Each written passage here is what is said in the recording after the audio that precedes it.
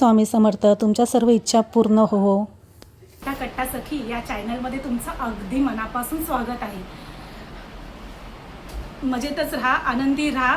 आणि आज मी तुम्हाला जी भाजी दाखवणार आहे, पपईची भाजी. पपईची भाजी खाल्ली असेल तुम्ही, फणसाची भाजी, बनानाची भाजी. हा सर्व रॉ बनाना, रॉ फणस, पपई ह्या भाज्या खाल्ल्या पाहिजेत. खूप महत्त्वाच्या असतात शरीरात, म्हणजे आपल्या बॉडीला खूप महत्त्वाच्या असतात. ज्यांना डायबेटिक्स आहे त्यांच्या ताटामध्ये तर ही भाजी हमखास पाहिजे.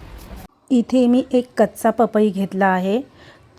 तो दोन्ही साईडनी कट करून तुम्हाला दाखवत आहे. पपईमध्ये अजिबात बियासुद्धा नाही आहेत. आणि सोलरच्या मदतीने जसं आपण बटाट्याच्या साली काढतो तसं पपईच्या साली मी सोलरच्या मदतीने काढत आहे. सुरीच्या मदतीने बारीक बारीक स्लाईस करून घेणार आहोत. आपण बारीक बारीक काप करून घेणार आहोत आणि एका बाउलमध्ये पाण्यामध्ये ठेवून देणार आहोत. फायबरने परिपूर्ण असलेली भाजी विटॅमिन सी म्हणजे पपईची भाजी. प्रचंड प्रमाणात विटॅमिन सीचं प्रमाण असतं. वजन कमी करायचं असेल, वेट लॉस करायचं असेल, कमी कॅलरीजच्या भाज्या आपल्याला प्रिपेअर करायच्या असतील तर पपईची भाजी खूप महत्त्वाची आहे. तुम्ही खाऊ शकता. इथे मी पॅनमध्ये सुकं खोबरं, थोडंसं खसखस, सफेद तेल भाजून घेतलं आहे आणि एका प्लेटीमध्ये काढून घेणार आहे. तुम्हाला दाखवत आहे. पपईची भाजी करण्यासाठी पहिला पपई मी त्याच पॅनमध्ये खरपूस असा भाजून घेणार आहे. थोडंसं ऑइल टाकणार आहे आणि पपई असा खरपूस असा भाजून घेणार आहे, जेणेकरून भाजीमध्ये पपई असा हे नाही झाला पाहिजे, त्याच्या फोडी राहिल्या पाहिजेत पपईच्या. पॅनमध्ये मी दाखवत आहे तुम्हाला कसं खरपूस भाजून घ्यायचं. चमच्याने मिक्स करायचं आणि असा ब्राऊनशील कलर झाला की एका प्लेटीमध्ये काढून घ्यायचं. आणि फोडणीसाठी मी 2 बारीक कांदे, 1 टमाटर, लसूण, अद्रक लसूणची पेस्ट घेणार आहे, जिरा राई घेणार आहे. हे सर्व जिन्नस घेणार आहे. 50 ग्राम दही घ्यायचं आहे आणि मस्तपैकी फेटायचं आहे त्याला दहीला. आणि ते मी दाखवत आहे तुम्हाला पपईचे बारीक बारीक स्लाईस केले होते, काप केले होते, ते असे ब्राऊनशीर झाले पाहिजेत, ब्राऊन झालं पाहिजे आणि एका प्लेटीमध्ये काढून घ्यायचं आहे. सुरुवातीला मी खसखस, सुकं खोबरं, सफेद तेल भाजून घेतले होते, त्याची मिक्सरमध्ये मस्तपैकी पावडर करायची आहे.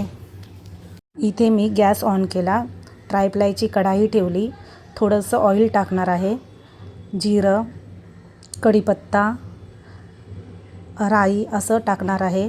कढीपत्ता मस्तपैकी असा तडतडला की अद्रक लसूणची पेस्ट टाकणार आहे. बारीक चॉप केलेले 2 कांदे आहेत ते टाकणार आहे. आणि कांदा असा सोनेरी रंगाचा झाला की त्याच्यामध्ये थोडंसं मीठ टाकणार आहे. मीठ सुरुवातीलाच टाकायचं कारण की कांदा नरम होतो. इथे मी कांदा मस्तपैकी चमच्याने मिक्स करत आहे आणि अद्रक लसूणची पेस्ट थोडीशी 1 टेबलस्पून टाकली आहे. आणि सुके मसाले टाकत आहे. मालवणी तिखट मसाला, घरगुती मसाला, टर्मरिक पावडर, गरम मसाला, हे सर्व सुके मसाले घेतले आहेत. आणि टमाटर 1 घेतला होता बारीक चॉप करून, तोसुद्धा फोडणीमध्ये टाकून देणार आहे. आणि हा दही घेतला आहे 50 ग्राम. मिक्सरमध्ये मी फिरवला आहे एकदा आणि तो दहीसुद्धा टाकला आहे. आणि दह्याने छान चव येते पपईच्या भाजीला. तुम्ही करून बघा, दही टाकून बघा, न खाणारासुद्धा खाऊन जाईल. आणि कोथिंबीर भरपूर घ्यायची, कोथिंबीरने स्वाद छान येतं.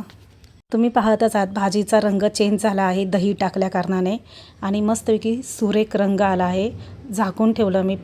त्याच्यानंतर जे आपण खसखस, सफेद तेल, सुकं खोबरं याची मिक्सरमध्ये पेस्ट केली होती भाजून, ती पेस्ट टाकून दिली आणि 5 मिनटं झाकून ठेवलं. आणि भाजी अशा प्रकारे मस्त तयार झाली. बघा, पहा तुम्ही किती मस्त तरी आली आहे. अशा नवीन पद्धतीची भाजी कशी वाटली तुम्हाला? व्हिडिओ जर मनापासून तुम्हाला आवडला असेल, ही भाजी तुम्हाला आवडली असेल तर सबस्क्राईब करा, लाईक करा, कमेंट करा. Bye, take care.